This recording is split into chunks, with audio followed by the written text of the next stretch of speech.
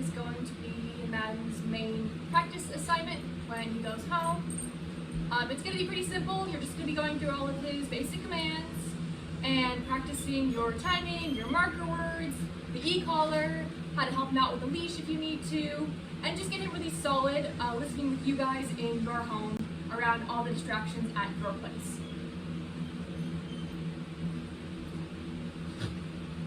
So what we're going to be doing, to start with, I'm just going to be asking him to go from one bed to the other bed. And I'm going to be using the e-collar when I tell him to go to his bed. And the reason for this is because I want to make sure that he understands the connection between the e-collar and going to his bed, so that you guys can use it and he understands the connection of it coming from you as well. So this isn't forever, but for the first 2 weeks when you practice, you're going to be using the e-collar, and then after that you'll only just have it for if you need to help him, or he gets distracted, or he wants to get up, or he's bored, or something like that. So how we're going to start is I'm just going to tap this red button here. He works really, really low. I'm going to be at a 2. So I'm going to tap this red button and just tell him place. Button, place.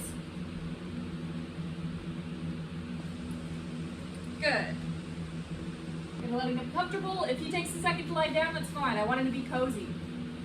Good.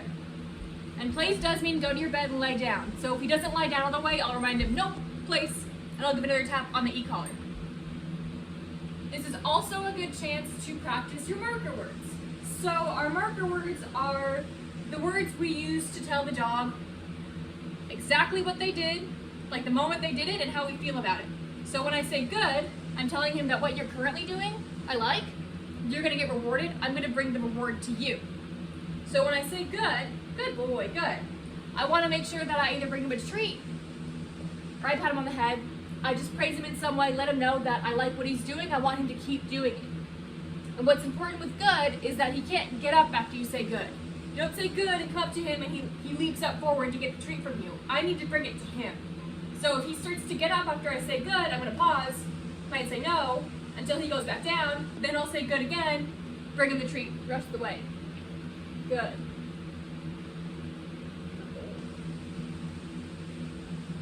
Now, I don't use stay, so if I tell him place, which means go to your bed and lay down, I expect him to stay there until told something else or until released. So I can give him another command like heel or come or go to that bed, or I can tell him that he's free to get up and do as he please, or free to get up and wait for the next cue, which would be break. So break means he can get up. He doesn't have to do anything else, he just can get up. You know, right now I'm using it, I'm getting him up to tell him something else, but in general it's just you get up, you're free. So I can get him up from that bed with break, and then send him to this bed with that place.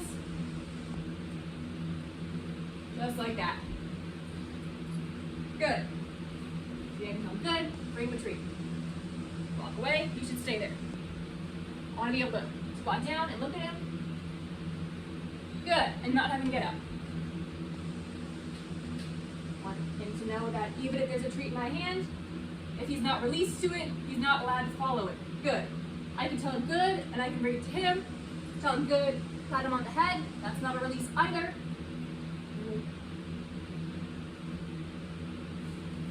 I can drop a piece of food next to him.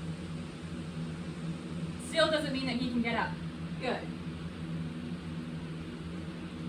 Now, along with B-R-E-A-K, which again means he can get up, he's free to do what he wants, I can also release him with the different word that means that he gets up and he gets a treat from my hand.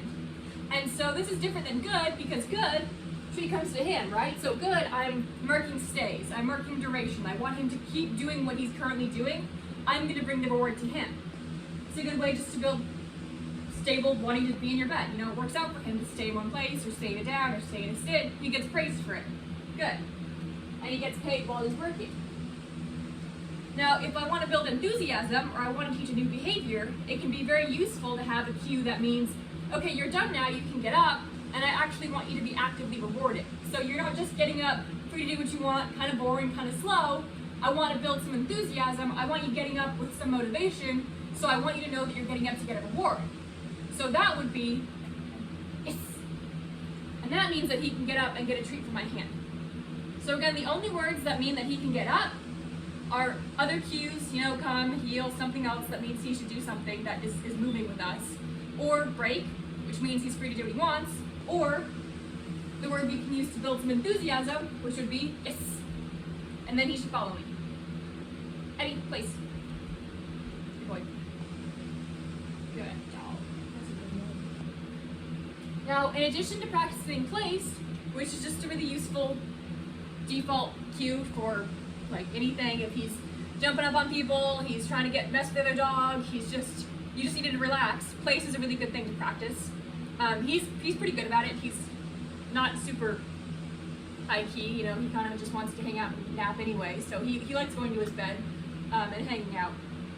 It's a good thing to practice to build structure, to build some boundaries. You say we're sitting on the couch and you can be in your bed.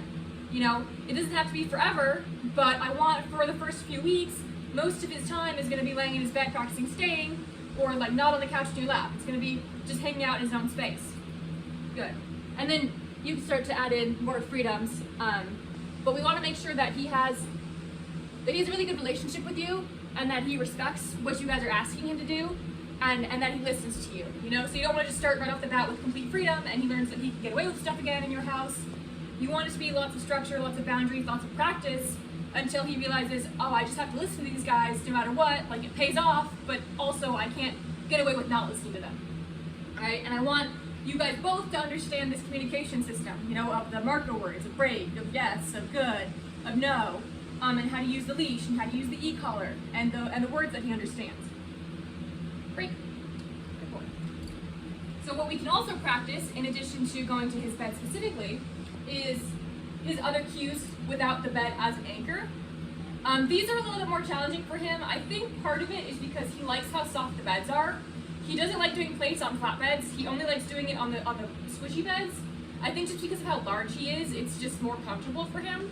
So he's pretty good at sit, but he sometimes can be a little bit not consistent with downs. And I think it's because he really only wants to play down on a soft cushy thing. But it's still good for you guys to work through. So what you're gonna do is when he's in his bed, you get him up, he's next to you, you can have him on a leash to start with, and we're just gonna ask, Madden, down, and tap on the e-collar. Good boy.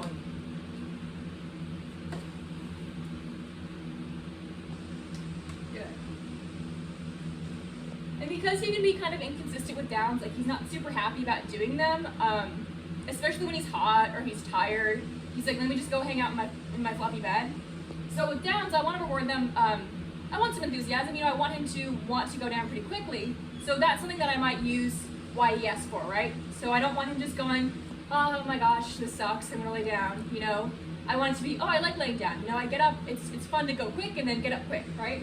So I'll do a lot more of yes with these than I might with place. With place, I prefer to do break because I want it to be a very, very calm, relaxed position. I don't want him anticipating getting up. But with commands where he's not very happy to do them or he just doesn't seem very enthusiastic, I'll want to use yes more. I'll want to use yes more so that I can build some just more motivation for them and have them be a little more enthusiastic about doing them. Right? So again, we're using the e-collar. I can ask, bed, sit, tap. Good.